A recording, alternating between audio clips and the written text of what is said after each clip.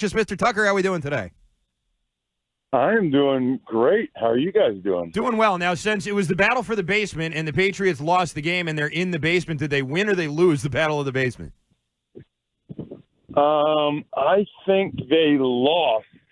They lost the battle of the basement, which means they are in the basement of the Ross Tucker Football Podcast Power Rankings. So you guys have done it. You've gone from being the model organization in the NFL for 20 years to officially being dead last, number 32, and only because I can't put a team at 33 in the Ross Tucker Podcast Power Rankings. So relegation. They're bordering on relegation, being no longer an NFL team. Good to know. Can they change that by simply putting Drake Maye on the field on Sunday? Because there seems to be sort of a murmuring of an idea between Schefter and Reese and kind of half reporting things that we could see Drake Maye. How much do you think that changes things?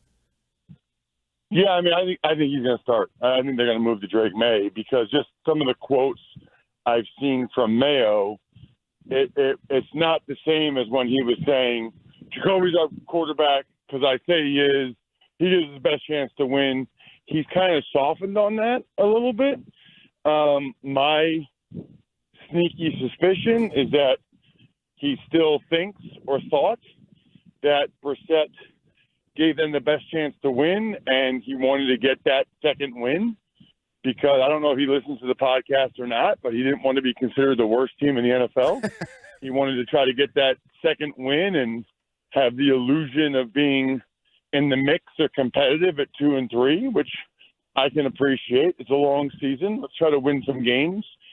But now that they lost that one, and I think the way that Jacoby played and some of his comments afterwards, it seems like it's time to make the move. I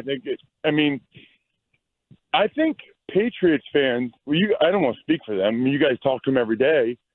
I think that they can probably handle losing as long as they feel like in some way they're making progress and or are somewhat interesting to watch.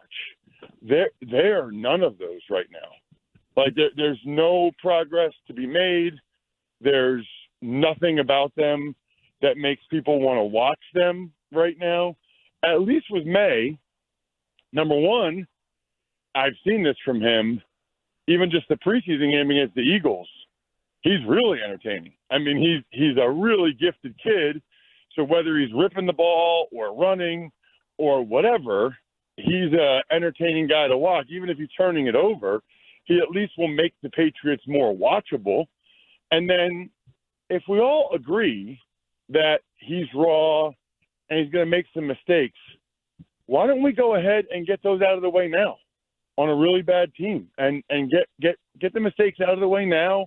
He's going to, almost any quarterback is going to have to learn some lessons, right? You're going to learn the hard way. Oh, they fooled me with that coverage, or, oh, they did a good job disguising that pressure. Let's start the process. Let's start the maturation and the learning process now. And I think Patriots fans appreciate that, can live with that, can deal with that, and they're willing to go through that with Drake for the rest of the year. We're talking with Odyssey NFL insider Ross Tucker, brought to you by Hellman's Real Mayonnaise. Ross, have you been in a locker room that had a QB change in season like we may be seeing here? And if so, what does that sort of do for the locker room, especially when it's to a rookie or a young player? So it's funny. I'm thinking about all my years.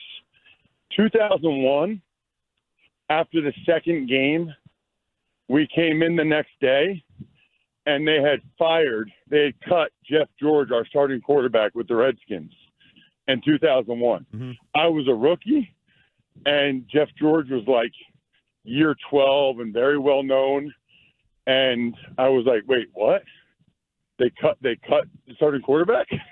I felt a lot less secure in my position as the ninth offensive lineman on the roster immediately when that happened. And I don't know. I mean, we kind of, after that, started to win some games with Tony Banks. I think on some level, when it feels inevitable, whether it's a quarterback change or a coaching change, when everyone knows it's like gonna happen, I am a believer that the earlier you do it, the better. Like my first 3 years, the head coach got fired at the end of the season, right? And it's a bad environment when the last couple weeks, the guy's as good as gone. The assistant coaches won't look you in the eye. Nobody will look or talk to anybody. It's just awkward. So whether it's a quarterback change or a coaching change, I guess I kind of feel like when it's all everybody's talking about, it's kind of hard to avoid if you're a player, especially now. I mean, this is back then, but especially now, I'm sort of in favor of making the move.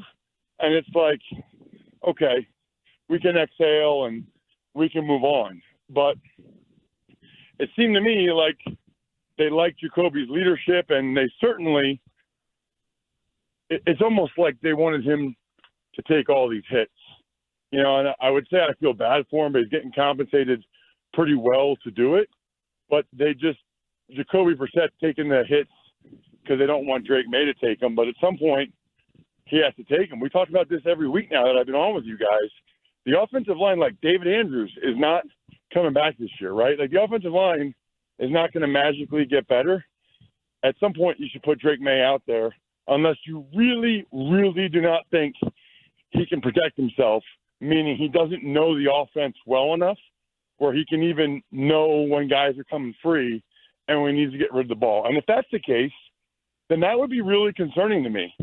After starting a couple years at UNC and he doesn't know what a hot route is. I mean, I'd like to think at this point now, going back to April, he'd have a good enough feel for the offense, and that Alex Van Pelt can put him in a good enough position where he's not gonna be able to.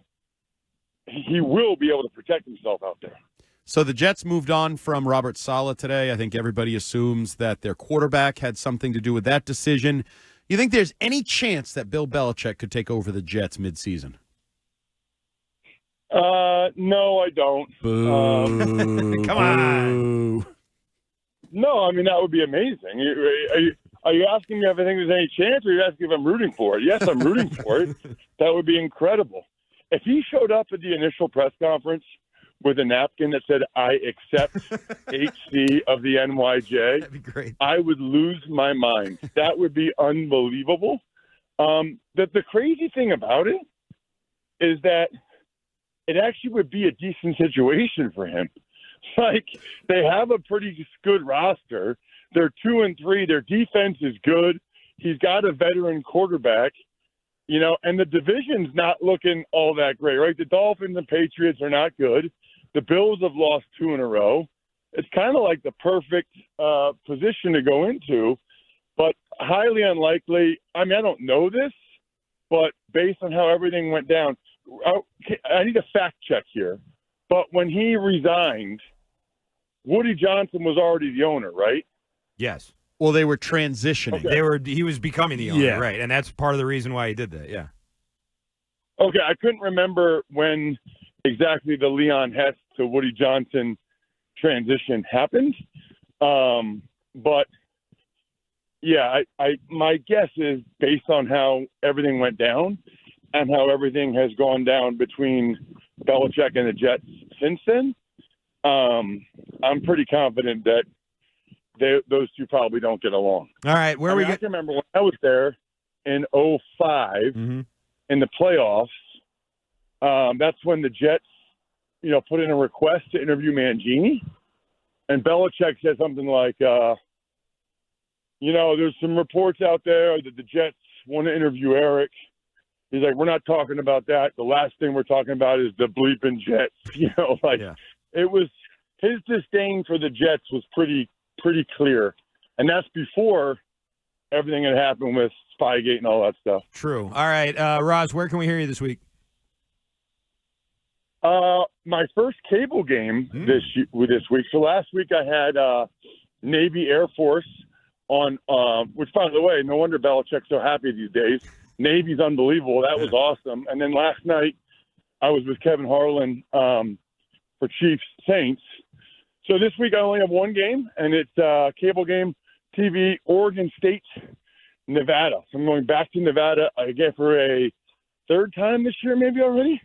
Going back to Nevada. Very good. And I remember you told us last time you were there you were drinking some kind of IPA that you really liked. So good on you. Have a good trip, and we'll talk to you next week. Sounds great. See you guys.